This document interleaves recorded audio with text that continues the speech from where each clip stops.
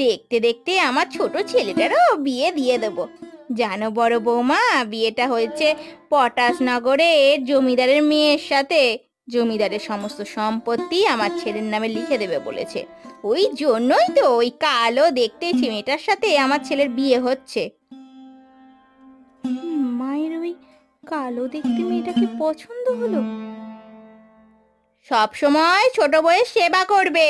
ছোট বউ অনেক টাকার মালিক, সব সম্পত্তি আমাকে লিখিয়ে নিতে হবে, বুঝেছো? ভালো করে সেবা করবে কিন্তু। ও, বুঝেছি। ওই সম্পত্তির জন্যই তো তাহলে বউ করে আনছেন ছোট বৌমাকে। আর আমাকেও তো বই করে এনেছিলেন ওই সম্পত্তির লোভেই। তোমার বিয়ের সময় তো তোমার বাবা তেমন কিছু দিতে পারেনি, খুব গরিব ছিল কি না। তবে যেমনই হোক জমিটুকু লিখে দিয়েছিল আর কি। আচ্ছা আচ্ছা, ঠিক আছে, যাও যাও যাও, রান্নাঘরে যাও তো, দেখো সবকিছু ঠিকঠাক আছে নাকি। লোকজন তো এলো বলে খেতে বসবে। আমি যাই, জমিদার বাবুর সাথে জমির কথাটা সেরে আসি।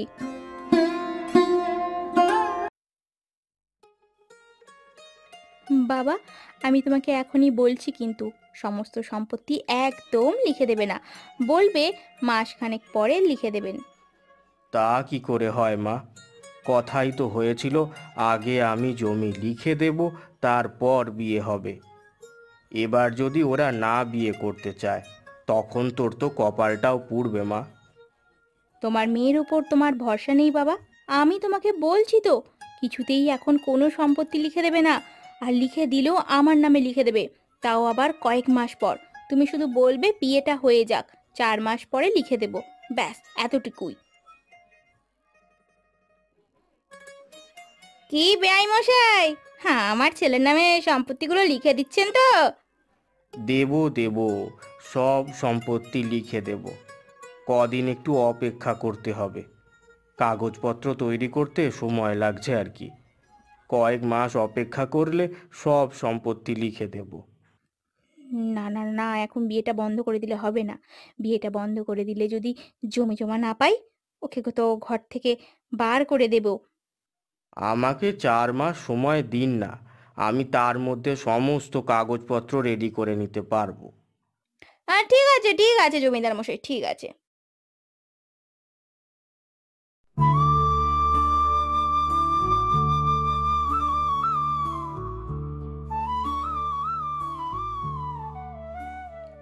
আমার হয়েছে মরণ, ঘরে দুটো বউ থাকতে আমাকে কত কাজই না করতে হয়। সবে ছেলেটার বিয়ে দিলাম, ভাবলাম ঘরে আরেকটা বউ এলে বুঝি কাজ কমবে, কিন্তু না, দিনের পর দিন কাজ বেড়েই যাচ্ছে। তার সাথে এই ছোট বৌমা তো ঘরে কিছুটা নিয়েও এলো না।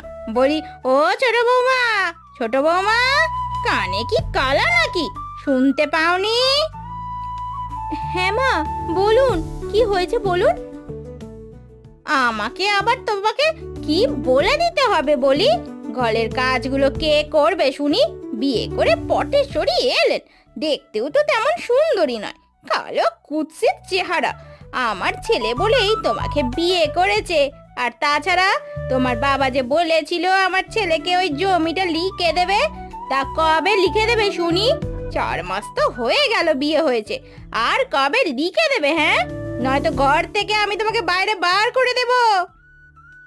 কে বলেছিল মা আমার মতো কালো কুৎসিত মেয়েকে বিয়ে করে বউ হিসেবে আনার কথা? আপনারাই তো আনলেন।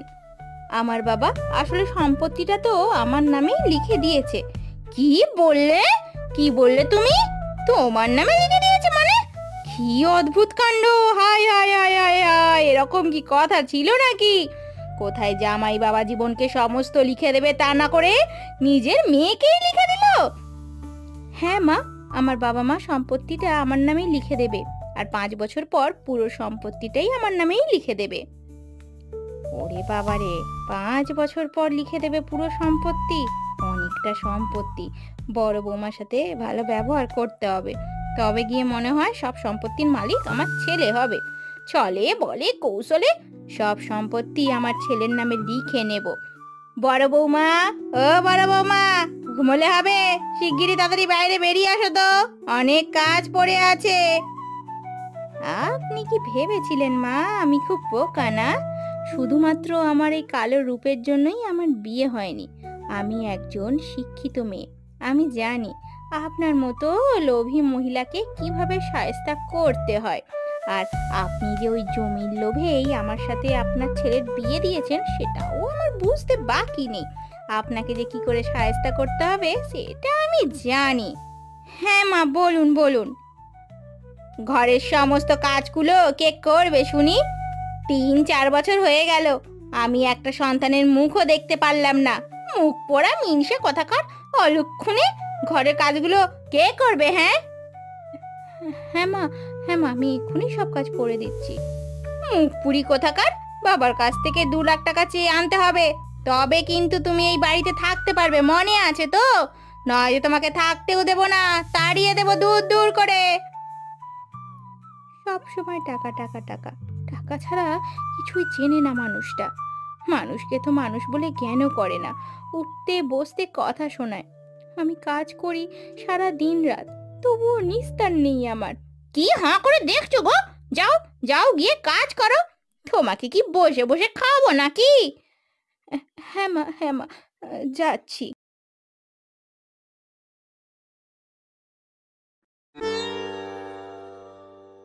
কেন রে ছোট, মায়ের মুখে মুখে এত কথা বলিস? কোথায় কোথায় তোকে তোর বাবার কাছে পাঠিয়ে দেবে বলে? তা অবশ্যই, তোকে যদি পাঠিয়ে দেয় কোনো ক্ষতি নেই, তোর বাবার যে অনেক সম্পত্তি। আচ্ছা দিদি, আমি এসে থেকে দেখে যাচ্ছি মা তোমার সাথে খুব খারাপ ব্যবহার করে। আগে তোমাকে দিয়ে ঘরের সমস্ত কাজ করাতো, এখন আমি আসায় আমাকে দিয়ে কাজগুলো করায়। তা তো বোন, নিজের ঘরের কাজ করি আর কি, তাছাড়া আমাদের যাওয়ার জায়গা কোথায়? বাবা তো সব দিয়ে বিক্রি করে আমার বিয়ে দিয়েছে। বাবা মার ঘাড়ে গিয়ে উঠলে বাবা মার কি হবে বলতো? তা নয় দিদি, সমস্ত কিছু সম্পত্তির জন্যই। সম্পত্তি না পেলে দেখবে আমাদের সাথেও ব্যবহারটা কেমন করে। আমি না এই শাশুড়ি মাকে খুব জব্দ করতে চাই। আমি ভেবেছিলাম তুই বড়লোক ঘরের মেয়ে, তোর ব্যবহার আমার সাথে খুব খারাপ হবে। দেখছি তা নয় রে বোন, তোর মন খুব ভালো রে। শোনো দিদি, তোমাকে একটা কথা বলি, তুমি কদিনের জন্য আমার বাড়িতে চলে যাও তো, একটু ঘুরে আসো। আমি হুট করে একদিন চলে যাব। শাশুড়ি মাকে বোঝাতে হবে আমরা দুজন না থাকলে শাশুড়ি মায়ের কি অবস্থা হয়। টাকা পয়সাটাই যে সব তা নয় কিন্তু, তিনি কিন্তু কিচ্ছুটি করতে পারবে না, এইটা করতেই হবে। কি বলছিস রে? ঠিকই বলছি, আজকে রাতেই তুমি চলে যাও আমার বাড়িতে। কি গো বড় বৌমা, ও বড় বৌমা, কোথায় গেল রে মুখপুরিটা? ও ছোট বৌমা, ছোট বৌমা, তুমি বা কোথায় মরলে?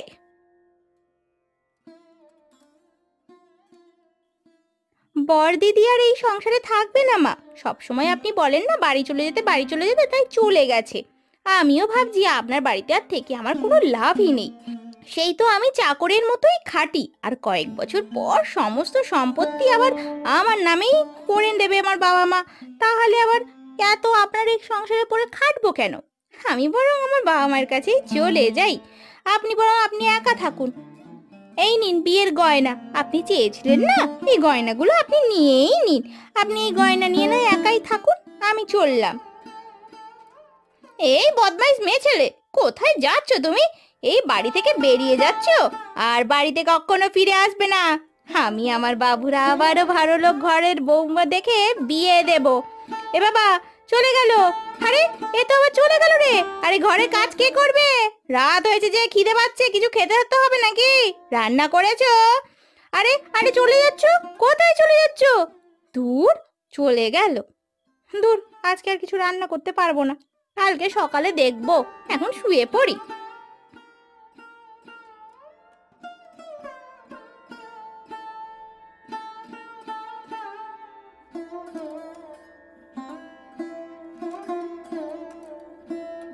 হে বাবা, এবার কি হবে আমার?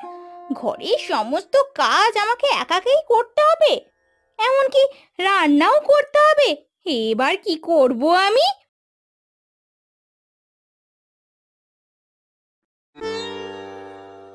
মা, আপনি ভালো আছেন তো?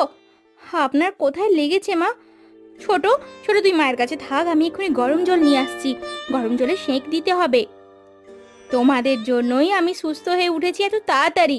আমি আমি সব সময় তোমাদের সাথে খারাপ ব্যবহার করে এসেছি, সব সময় সম্পত্তির লোভ করে এসেছি, আর ওই সম্পত্তির লোভের জন্যই তোমাদের সাথে মিথ্যে ভালোবাসার অভিনয় করে গেছি। কিন্তু তোমরা সব বুঝেও আমার সাথে খুব ভালো ব্যবহার করেছো, বিপদের সময় আমার পাশে এসে দাঁড়িয়েছো। আমি আমি ভুল করেছি, আমাকে ক্ষমা করে দাও বড় বৌমা, ক্ষমা করে দাও ছোট বৌমা। মা, আপনি এবার থামুন, আপনি আমাদের গুরুজন, ওইসব ভুলে যান। আপনি ভালো থাকলে আমরাও ভালো থাকবো। আমি আপনাকে বিয়ের পর থেকে মা ভেবেছিলাম, কিন্তু আপনি সর্বদা আমার সাথে খারাপ ব্যবহার করেছেন। কিন্তু মা, আমরা কোথায় যাব বলুন তো আপনাদেরকে ছেড়ে? এটা তো আমাদের বাড়ি। আমাদের বাবা কোনো সম্পত্তি আমার নামে লিখে দেয়নি, সব সম্পত্তি আপনার ছেলের নামেই লিখে দিয়েছে। লাগবে না, লাগবে না, লাগবে না, ওইসব কোনো সম্পত্তি আমার লাগবে না। আমার সম্পত্তি এই দুই বৌমা, যারা এই বিপদের সময় আমার পাশে এসে দাঁড়িয়েছে। সত্যি ছোট বৌমা, তুমিই পারো, তোমার বুদ্ধিতে তুলনা হয় না।